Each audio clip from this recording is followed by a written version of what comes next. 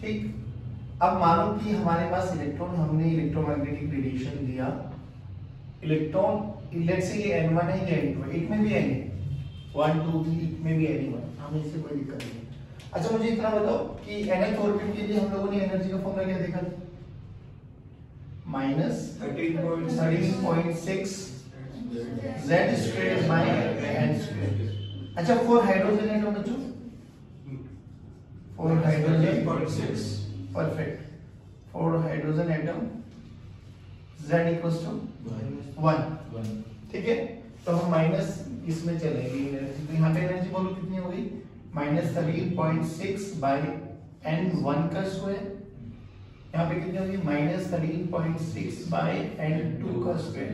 अच्छा this is only for hydrogen, hydrogen like हो जाएगा तो z² भी ऐड ऑन करते चले जाना। अब जब यहां से ये एक्साइट हुआ तो ऑब्वियसली डी एक्साइट होगा, तो डी एक्साइट होगा तो ये एनर्जी को एमिट आउट करेगा। कितनी एनर्जी निकालेगा? जो इन दोनों का डिफरेंस होगा, है ना। डिफरेंस निकालो जल्दी। तो डेल्टा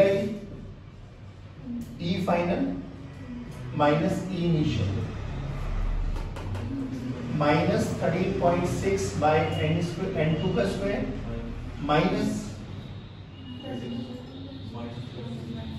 -13.6 बाय n1 का स्क्वायर, ठीक है।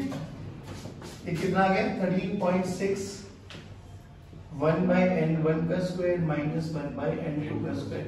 मैं कहता हूँ ऐसे याद मत रखो, आपको क्या याद रखना वो देखो।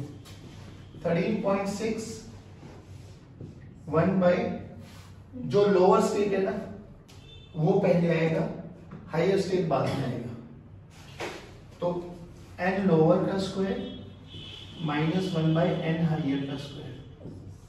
और इन केस आपका ये आंसर नेगेटिव में आ जाएगा तो मोड ले लेना, क्योंकि एनर्जी नेगेटिव में नहीं होगी, उसमें जो भी चेंज आएगा वो हमेशा पॉजिटिव आएगा। और हमेशा निकालने का तरीका क्या है? n लोअर माइनस, ये ध्यान रखना इस चीज का। अच्छा ये डेल्टा ई आया, अच्छा ये डेल्टा ई आया किसके लिए? हाइड्रोजन के लिए। हाइड्रोजन लाइक एटम के लिए बात करेंगे तो 13.6 z स्क्वायर आ जाएगा, लिख देते हैं अपन। हाइड्रोजन लाइक के लिए बोलो,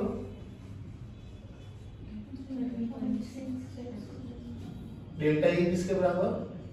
13.6 z square 1 bye n lower का स्क्वायर -1 बाय n हायर का स्क्वायर, ठीक है बच्चों। अच्छा मुझे कल हम जब वो बात कर रहे थे कि लैम्डा निकालना, वेवलेंथ निकालनी होती थी, फ्रीक्वेंसी निकालना, फ्रीक्वेंसी भी निकाल सकता हूं, बोलो कैसे? hf e को hf लिख दो, h से डिवाइड कर दो, और लैम्डा निकालना है तो hc बाय लैम्डा लिख सकता हूं ना। e को, हाँ e को क्या लिख सकते हैं? h into f भी लिख सकते हैं, और hc बाय लैम्डा। तो जनरली हम लैम्डा कैलकुलेट करते हैं तो लैम्डा का फॉर्मूला देखो, h और c से नीचे डिवाइड कर देंगे तो मिल गया 13.6 z square by h into c 1 bye n l का स्क्वायर -1 बाय n हायर का स्क्वायर। इसको हम एक कांस्टेंट टर्म से रिप्रेजेंट करते हैं जिसको बोलते हैं रिडबर्ग कांस्टेंट, कैपिटल R। तो 1 बाय लैम्डा देखो, r z square 1 by nl का स्क्वायर -1 बाय n का स्क्वायर, ठीक है। ये फॉर्मूला आपको याद रखना है, नहीं है समझ में? Sure done. ये बहुत जनरल फॉर्मूला है, इसका यूज करते हैं हम लोग। अब सोचो कल हम बात कर रहे थे कि जब भी आपको वो सीरीज याद करनी है तो फॉर्मूला क्या था? लो बीपी बीपी,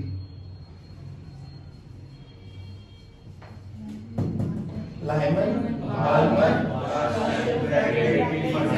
अब as far as Lyman series is concerned, तो क्या उसके लिए n लोअर हमेशा फिक्स रहेगा? फॉर लाइमन के लिए अपन बोल सकते हैं n लोअर क्या रहेगा? इसके लिए n लोअर 2, ठीक है भाई।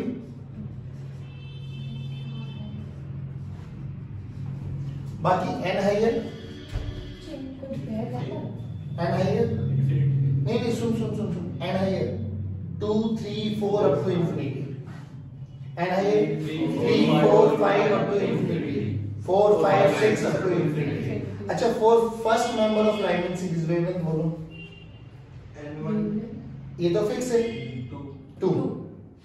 For last member of Lyman series infinity. नहीं ऐसे समझो, पक्की बात। आप सुनो, आपके पास ना बहुत फेमस क्वेश्चन आते हैं, कैसे होंगे वो सुनना, कि आपको ऐसे स्पेक्ट्रल लाइंस दे देंगे वो, और यहाँ सबकी एनर्जीज लिखी रहेगी, ठीक है, 0 -2.58 10 में भी आएगी एनर्जी, हमें इससे कोई लेना देना नहीं। और वो ट्रांजिशन ऐसे दिखाएंगे, एक ट्रांजिशन का नाम दे देंगे, यहां से यहां ट्रांजिशन का नाम दे दिया अभी C D E and maximum, कुछ भी कर देगा वो। हाँ, पहले ये बताओ इसका मतलब समझे आप लोग क्या है, कि जब वो dx हुआ है यहां से यहां, तो इसने इतनी एनर्जी, कितनी एनर्जी जो इनका डिफरेंस है वो दिया होगा, ठीक। अब क्वेश्चन सुनो कैसे आते हैं। अभी एक छोटा सा क्वेश्चन करके दिखा देता हूं आपको। मान लो ये 0 मान लो, ये 1, ये -2, ये -3, ऐसे मान ले नहीं कुछ भी, सब इलेक्ट्रॉन वोल्ट्स में एनर्जी। हमसे बोला गया यहां से एक वेवलेंथ दिया लैम्डा इन एंगस्ट्रॉम में दिया है, लैम्डा इन एंगस्ट्रॉम में दिया। अब खुद बताओ मुझे, अगर लैम्डा इन एंगस्ट्रॉम में दिया है तो क्या मैं इंसिडेंट एनर्जी निकाल सकता हूं? बोल कैसे?